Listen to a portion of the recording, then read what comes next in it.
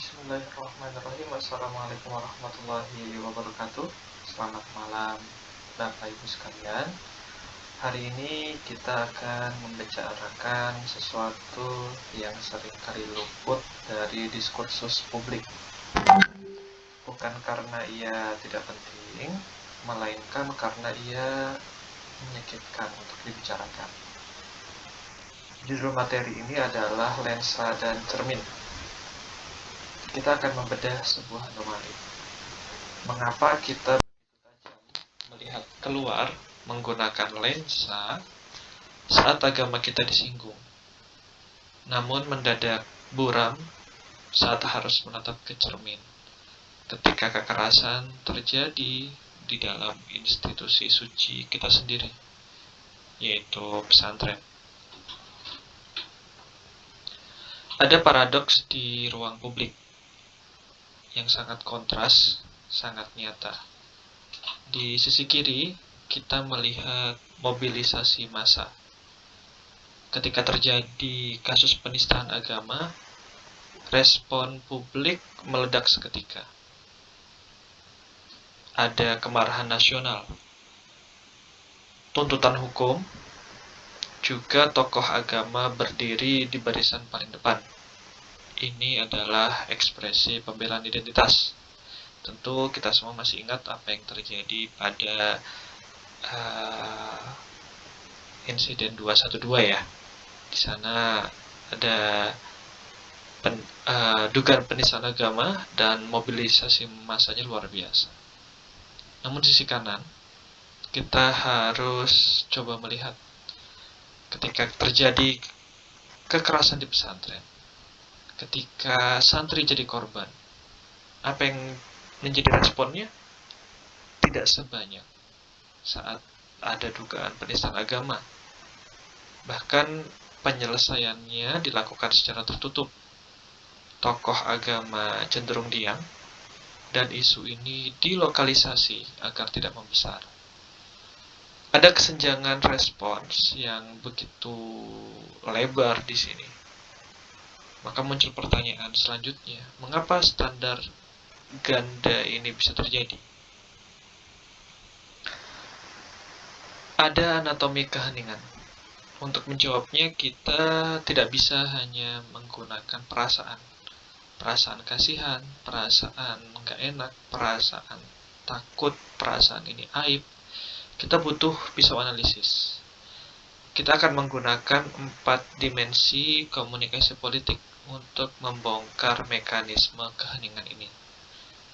Yang pertama adalah agenda setting, ya, untuk menentukan prioritas isu.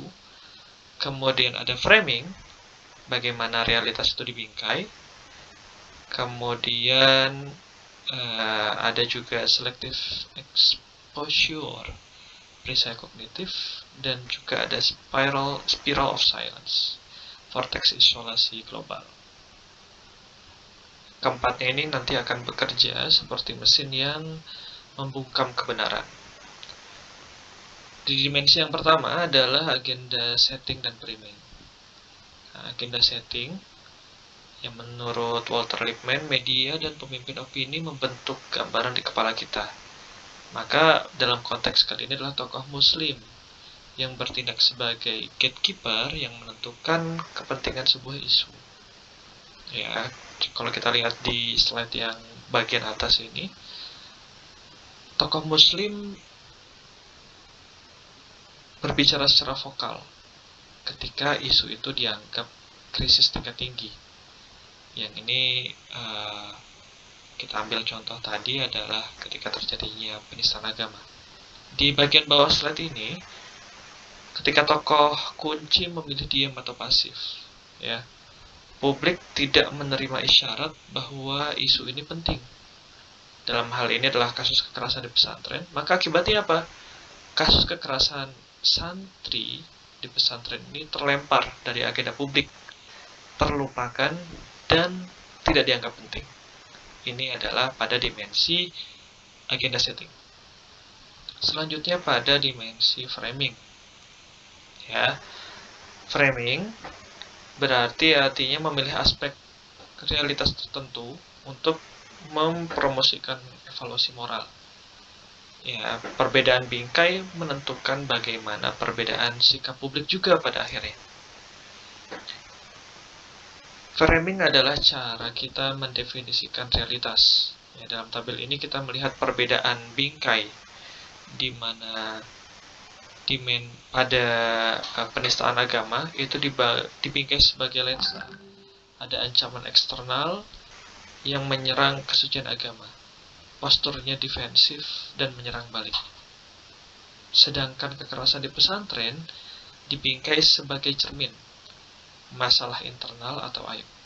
Posturnya protektif dan menutupi, kekerasan tidak lagi dilihat sebagai kejahatan, melainkan sebagai oknum yang dikhawatirkan merusak citra institusi.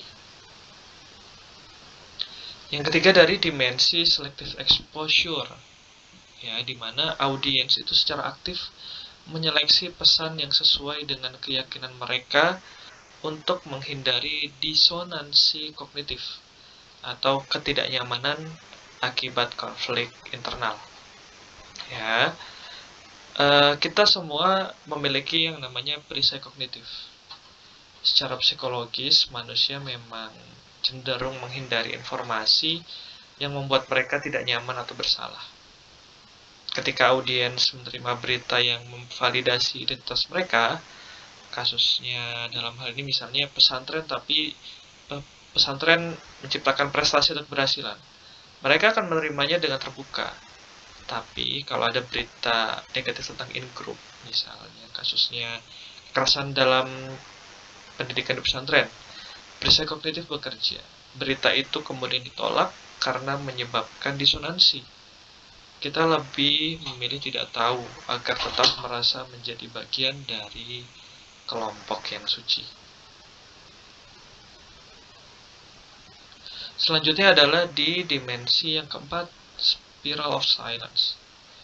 Ya, individu secara konstan memantau iklim opini. Ketika menyangkut isu moral, ketakutan akan isolasi memaksa suara minoritas untuk menyensor diri sendiri.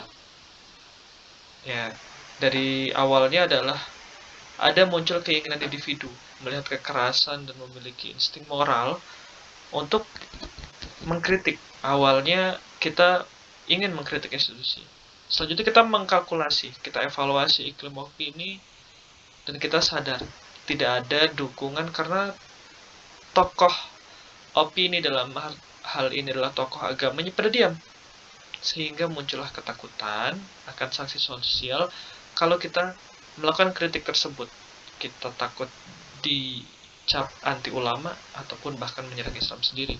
Sehingga kita menyensor diri sendiri.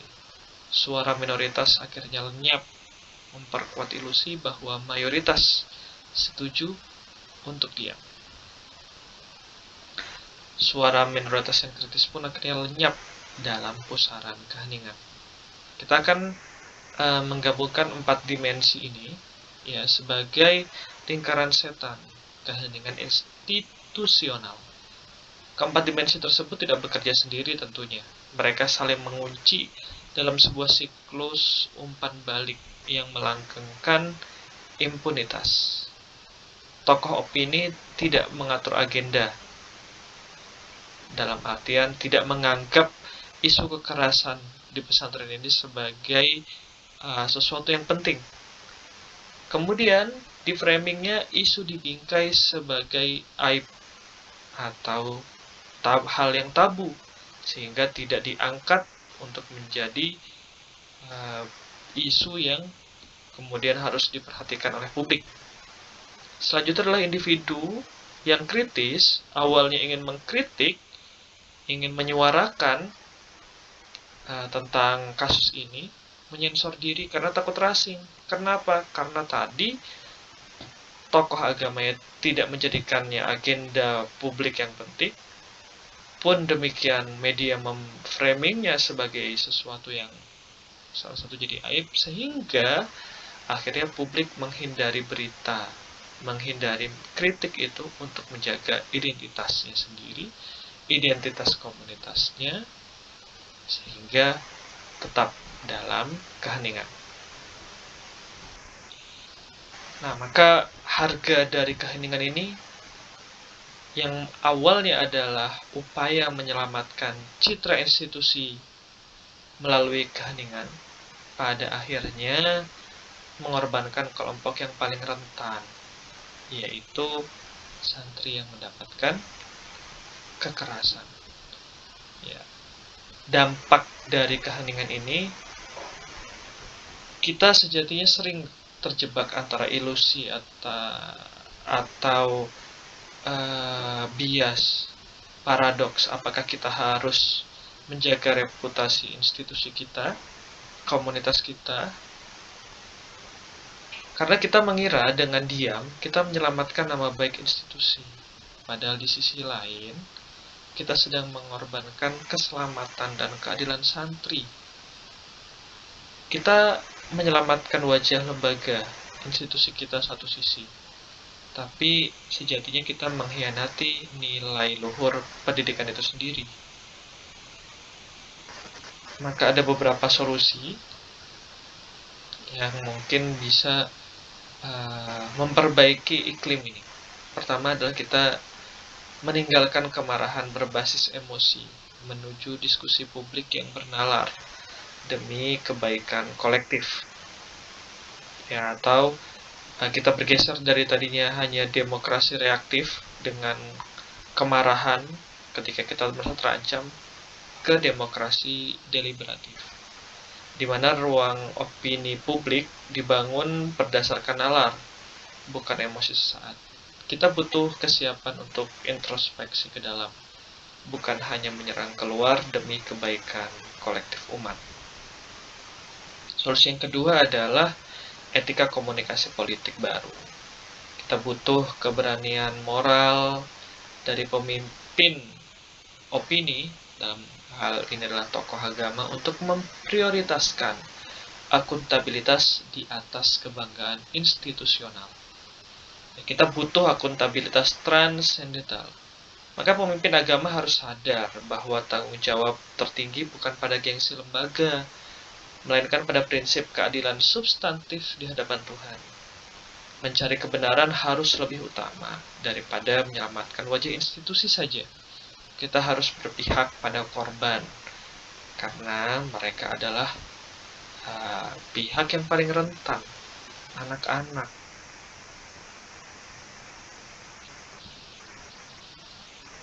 Selanjutnya adalah kita mencoba untuk membongkar ruang transparansi. Bagaimana kita menciptakan ruang yang aman untuk kritik tanpa memicu perisai kognitif umat. Kita awali dengan reframing kritik. Kita berhenti menganggap kritik sebagai serangan. Kritik adalah bentuk perlindungan institusi agar tidak membusuk dari dalam. Kemudian dekonstruksi tabu. Tokoh utama dalam kasus ini adalah tokoh agama, harus menjadi orang pertama yang mengutuk kekerasan secara terbuka, sehingga bisa memutus spiral of silence dan menjadikan hal yang tadinya tidak penting menjadi agenda publik. Selanjutnya adalah kita menciptakan ruang deliberasi yang aman. Kita membangun forum sipil dengan mekanisme pelaporan independen berbasis aturan yang meminimalisir polarisasi emosional. Kesimpulan sebagai penutup, keheningan yang terjadi terhadap masalah internal ini bukanlah bentuk perlindungan, melainkan pembiaran. Transparansi dan deliberasi adalah pilar tertinggi etika komunikasi kita. Mari kita ingat satu pesan utama. Kita harus seberani menatap ke dalam cermin, seperti halnya kita tajam melihat melalui lensa, demi keadilan bagi santri, demi masa depan pesantren kita. Terima kasih. Wassalamualaikum warahmatullahi wabarakatuh.